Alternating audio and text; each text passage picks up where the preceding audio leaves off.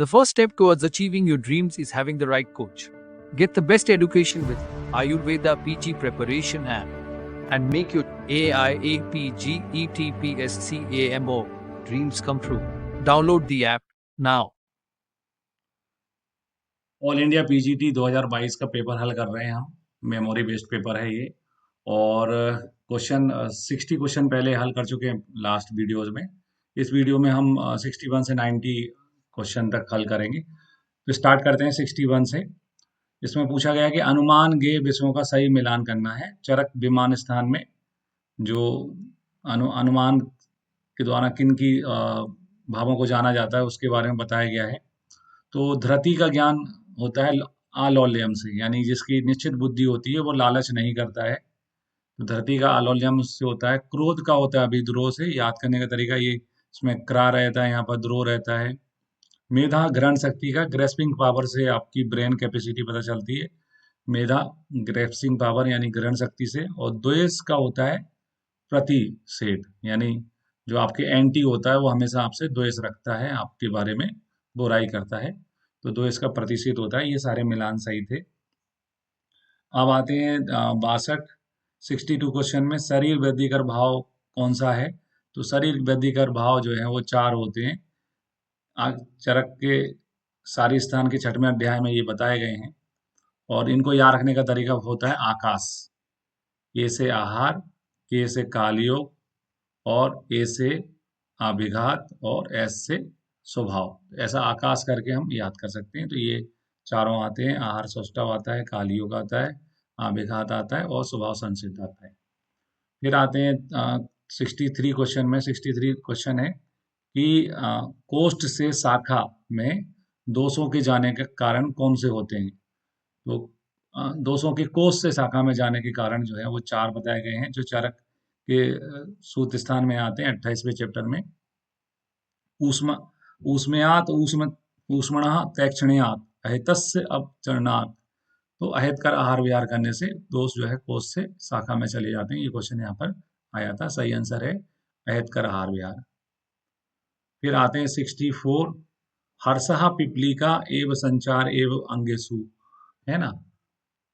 हर्ष की प्रतीति होना, और ऐसा प्रतीति होना है कि शरीर पे चींटियां रेंग रही हैं। तो पिपलिका एव संचार एव मानसांगे, ये मानसावृत बात का है, जो कि चरक में दिया हुआ है, नोट्स में भी रहता है। हमेशा इस क्वेश्चन को पढ़ते रहते हैं अपन, क्योंकि चींटियां रेंगने जैसी प्रतीति ना केवल मानसावृत बात में होती है, बातज योनि व्यापक में भी देखने मिलती है, बातज विसर्ग में भी देखने को मिलती है। फिर आते हैं 65। गर्वणी में कौन सा योनि व्यापक है जिसे अप्रजा कहा गया है।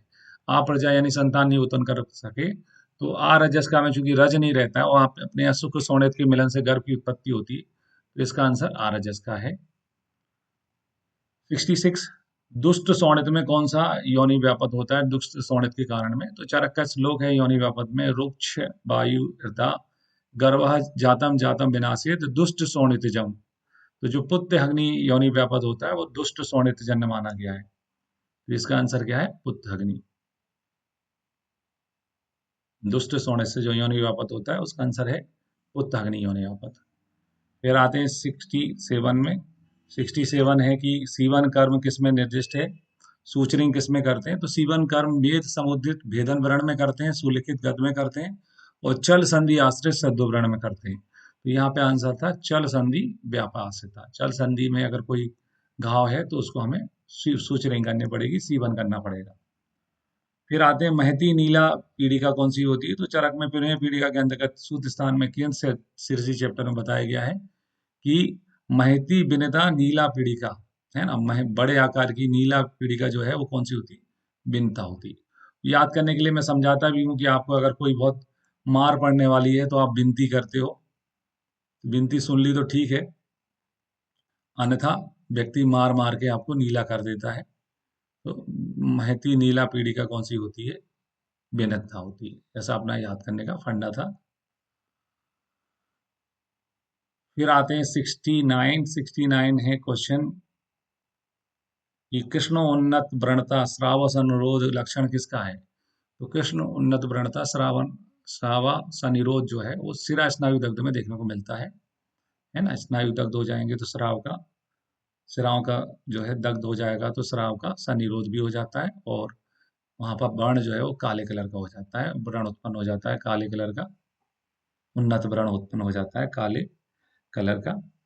फिर आते हैं 70 में, तो 70 है गैरोदक के समान जो है लक्षण होना कौन से दोष से दूषित रक्त का लक्षण होता है। तो अपन याद करते थे गैरिक जो है वो मिट्टी होती है, मिट्टी में सुगंध होती है, सुगंध में कौन सा महाभूत गंध जो है पृथ्वी, पृथ्वी मतलब कफ। तो ये अपना लंबा चौड़ा याद करने का तरीका था कि गैरिक मिट्टी होती है, मिट्टी मतलब है ना, मृदिका में गंध होती है, कफ महाभूत के कारण होते हैं। तो कफ से दूषित रक्त का लक्षण है गैरोदक के समान सुश्रुत सारी स्थान 14 में रक्त के संदर्भ में, दृष्टि के संदर्भ में ये बताया गया है।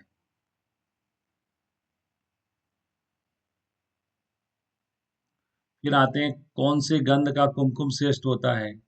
तो द्रवगुण के अंतर्गत अपन पढ़ते हैं कि जो कुमकुम होता है जो कश्मीर में पैदा होता है, कुमकुम मतलब केसरी होता है, जो जो कश्मीर में पैदा होता है और रक्तवर्णी और पद्मगंधी होता है, यानी कमल के समान गंध वाला जो है वो श्रेष्ठ होता है।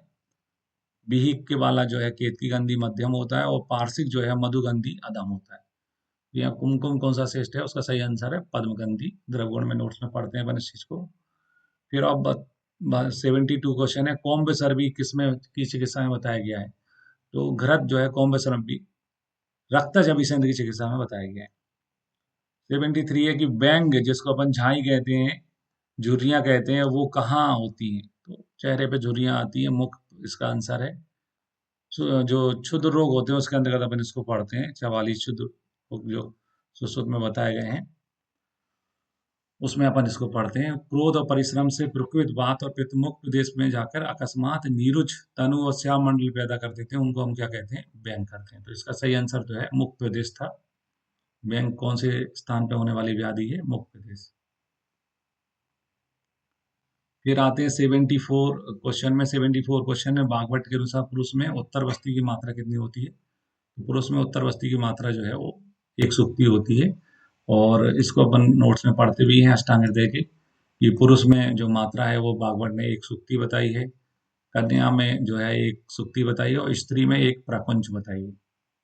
कन्या और पुरुष में दोनों में मात्रा एक ही जैसी होती है।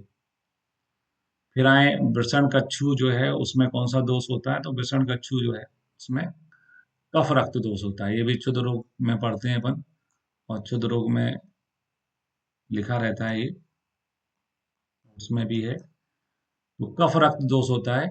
एक्जिमा और स्कोटम कहते हैं वृषण कच्छू को। स्नान और साधन ना करने से शिशुओं में वृषण में संचित मल और शारीरिक स्वेद से खुजली होती है और फिर स्पॉट यानी छाले आते हैं, तो उसको हम वृषण कच्छू कहते हैं। और इसका कारण क्या है, कफ रक्त दोष यानी। फिर आते हैं 76 सुश्रुत अनुसार सिलीपत नाम का सिलीपत रोग जो है कौन सी त्वचा में आश्रय लेके होता है। तो सही आंसर है रोहिणी। छठवीं त्वचा होती है रोहिणी त्वचा के अंतर्गत पढ़ते हैं अपन। एक ब्रीही इसका प्रमाण होता है और इसमें अपची अर्बुद ग्रंथि सिलीपत गलगंड गंडमाला ये रोग उत्पन्न होते हैं। तो सिलीपत कौन सी व्याधि का अधिष्ठान लेके, कौन सी त्वचा का अधिष्ठान लेके होता है, उसका सही आंसर रोहिणी है। फिर आते हैं 77, इसमें 2 स्टेटमेंट दिए गए हैं कि बालकों में जो दूध छुड़वाना यानी स्तनपान बंद करवाना कब करते हैं। तो उनके जब दांत निकलना स्टार्ट हो जाते हैं, इसका मतलब भगवान कह रहा है कि उनको आप खाना खिलाओ। तो दंतोत्पत्ति पे और दूसरा 1 वर्ष बाद। तो ये दोनों ही कथन सही हैं अष्टांग हृदय के अनुसार। अष्टांग हृदय में इसका उल्लेख आता है उत्तर तंत्र में। यहाँ answer both statement are correct जो है वो सही आंसर होगा। ये दोनों ही कथन ठीक हैं कि दांत निकालने पर बच्चों का दूध पिलाना बंद करवा देना चाहिए, छोड़वा देना चाहिए, या 1 साल में बंद करना स्टार्ट कर देना चाहिए। फिर आते हैं अगला क्वेश्चन है चर्क अनुसार बिल्व सबटू सोलाटू है ना, बिल्व जो सोलाटू होता है वो काय में यूज करने के लिए बताया गया है। तो बिल्व सोलाटू जो है नाभिगत वात की चिकित्सा में चरक में आता है। पहले भी एग्जाम क्वेश्चन में ये क्वेश्चन पहले भी कई एग्जाम में आ चुका है। फिर आप विभितक पुटपाक का प्रयोग कौन सी व्याधि में नहीं करते हैं। तो विविधक पुटपाक जो है वो सारंगधर संहिता के मध्यखंड के पहले अध्याय में बताया गया है। विविधक पुटपाक जो है वो कांस में, स्वर में, भंग में और प्रतिशय में देते हैं। कांस में देते हैं वितक पुष्पाक प्रतिशय में देते हैं, स्वरभंग में देते हैं। राजयक्षमा ऑप्शन में नहीं आता है, तो यहाँ आंसर क्या था, राजयक्षमा में नहीं करते। फिर आओ आयुर्वेद प्रकाश जो ग्रंथ है उसके रचयिता कौन है, तो आयुर्वेद प्रकाश ग्रंथ के रचयिता जो है वो माधव उपाध्याय हैं। फिर आते हैं 81 में स्टेटमेंट फर्स्ट है, चरक अनुसार क्षीर दोष जो है वो 8 होते हैं, ये सही है। चरक ने शुक्र दोष क्षीर दोष 8 बताए हैं। चरक ने उष्ण क्षीर, अल्प क्षीर, घन क्षीर, अम्ल क्षीर बताए, चरक ने नहीं बताए, ये हारीत ने बताए, है ना, तो ये गलत है, हारीत के हैं ये, चरक के नहीं है। तो स्टेटमेंट फर्स्ट जो है वो करेक्ट है और सेकंड स्टेटमेंट जो है वो रॉन्ग है। फर्स्ट सही है और सेकंड जो है रॉन्ग है। फिर आओ 82 क्वेश्चन में, काश्यप ने क्षार सूत्र का प्रयोग क्या में करता है, जैसे चरक में भगंदर में बताया, सुश्रुत में नाड़ी वर्ण में बताया है, वैसे ही जो है काश्यप में आरी कीलक में बताया गया है। चरक में पहले जो है क्षार सूत्र जो है वो भगंदर में बताया गया है ना, सुश्रुत में जो है वो पहले नाड़ी वर्ण में बताया गया है,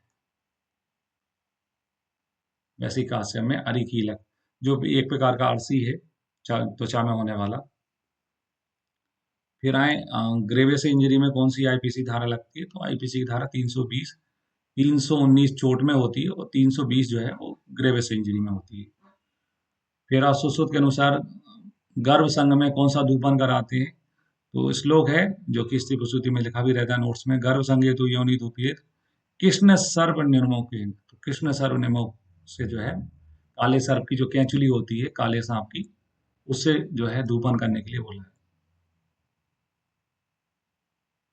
फिर आए 85, द्वादश प्रतिशत बस्ती के घटकों में मिलान कराना, तो ये घटक दिए हैं, मधु जो है, स्नेहपात, तो कल का ही पूछा गया था। क्वेश्चन नंबर 86 में आते हैं, कौन सा कथन जो है वो सही है वो देखना है, तो इनमें से कोष्ठ में सिराएं 36 होती हैं, ये गलत है, मूर्धा में सिराएं 64 होती हैं, ये गलत है, शाखा में सिराएं 16 होती हैं, ये गलत है, इनमें से कोई नहीं, मतलब इनमें से कोई भी ऑप्शन इसमें सही नहीं था, ठीक है। फिर 87 में सासो आसो पक्षी पाक में किसका निषेध है, तो सासो पक्षी पाक में बस्ती का निषेध बताया गया। 87 का आंसर जो है बस्ती है। 88 में आते हैं, हठयोग प्रतिपका के अनुसार महामुद्रा, महाबंध और महावेद ये काय में क्लासिफाई करके बताए गए हैं, तो उसका सही आंसर क्या है, मुद्रा। 10 प्रकार की मुद्राएं होती हैं उसमें ये बताए गए हैं।